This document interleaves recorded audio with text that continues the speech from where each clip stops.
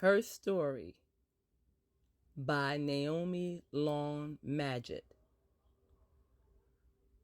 They gave me the wrong name in the first place.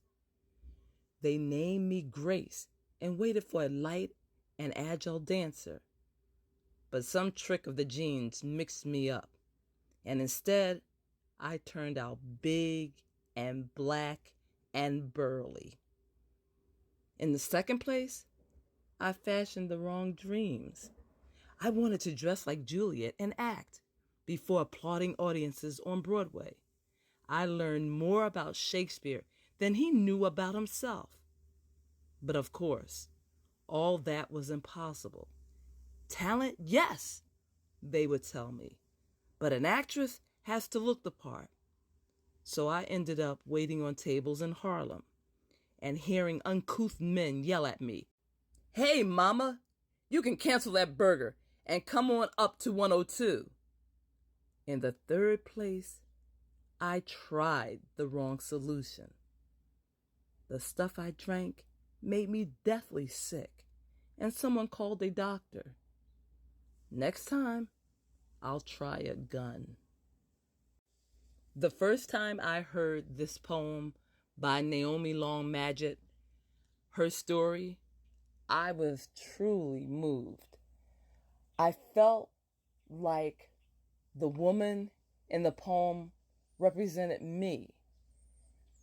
I felt like that poem was talking directly to me. I came across this poem in a book, an anthology called Black Voices. And in this anthology, they have poems, they have excerpts from autobiographies, autobiography of an ex-colored man. There was an excerpt from Malcolm X. There was just so many different types and forms of writing, and it gave me an introductory into the world of Black literature and poetry, and I highly recommend the book for anyone that just wants to have a good, thorough introduction into Black literature, Black fiction. There's just so many pieces that are inspirational and are of excellent quality. This book, this anthology, was given to me, I would say in 1982, when I had to take night classes in order to graduate from high school. And what's funny is I used the book only because it was necessary for class, and then I tucked it aside. And then a little while later, I started really to look into the book and start to read it and enjoy it. And as I said, this particular poet really spoke to me. And since being introduced to her work initially in the 1980s, I have gone back and looked at other poems.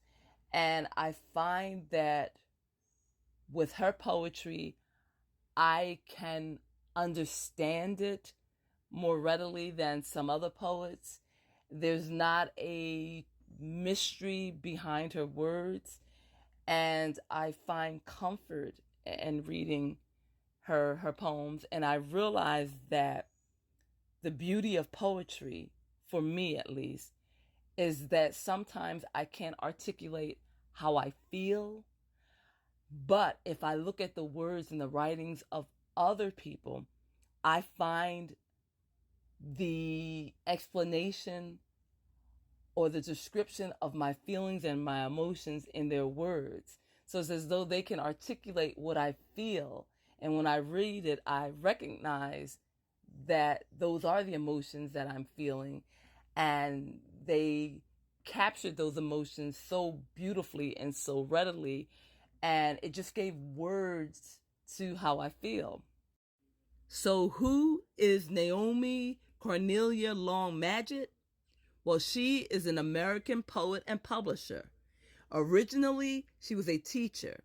She later found fame with her award-winning poems and was also the founder and senior editor of Lotus Press, which was established in 1972. At the age of 17, she published her first small collection of poetry Songs to a Phantom Nightingale. This was a few days after graduating from high school. She went on to go to college at Virginia State, and that later became Virginia State University, where she graduated in 1945 with a bachelor's degree in art. She also began studies for a short time at New York University, but she later moved to Detroit, Michigan after marrying Julian Fields Witherspoon, whom she had first met at Summer High School. Naomi Long Madgett also had a daughter, Jill Annette Witherspoon. Unfortunately, she divorced her husband sometime later. In 1955, she graduated from Wayne State University with a master's degree in education. She became a teacher and taught the first Black literary course in Detroit public school system for 12 years.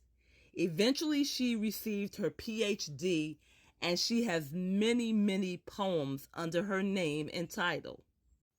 I was surprised to find out that she passed away at the age of 97 in 2020. Here is another one of Naomi Long's poems entitled Midway, which was published in 1959. I've come this far to freedom, and I won't turn back. I'm climbing to the highway from my old dirt track. I'm coming and I'm going. I'm stretching and I'm growing. And I'll reap what I've been sowing, or my skin's not black. I've prayed and slaved and waited, and I've sung my song. You've bled me and you've starved me, but I've still grown strong. You've lashed me and you've treed me, and you've everything but freed me. But in time, you'll know you need me, and it won't be long. I've seen the daylight breaking high above the bow. I found my destination, and I've made my vow. So whether you abhor me, or deride me, or ignore me, mighty mountains loom before me, and I won't stop now.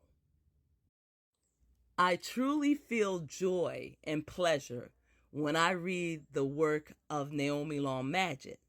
So I would like to close out this video with one last poem, Woman with Flower. I wouldn't coax the plant if I were you. Such watchful nurturing may do it harm. Let the soil rest from so much digging, and wait until it's dry before you water it. The leaves incline to find its own direction. Give it a chance to seek the sunlight for itself. Much growth is stunted by too careful prodding, too eager tenderness. The things we love, we have to learn to leave alone. Are you familiar with Naomi Long Madgett? Have you read her work? Have you enjoyed her work? Please leave a comment below and let me know which poems are your favorite and how you were first introduced to her work. As I said, for me, I was introduced to her work in my late teens, and her words have stayed with me over the years, and I plan on continuing to read her work, to promote her stories, and to share the beauty of her poetry. I'm also curious as to who is your favorite poet. Do you have one or do you have many? And why do you like poetry? What is it that you find appealing about this particular way of creatively expressing yourself? Please leave a comment below, and please share your favorite poems with me and with my audience. Until next time, I'm wishing you love, peace, joy, and happiness as always. Bye-bye, and take care.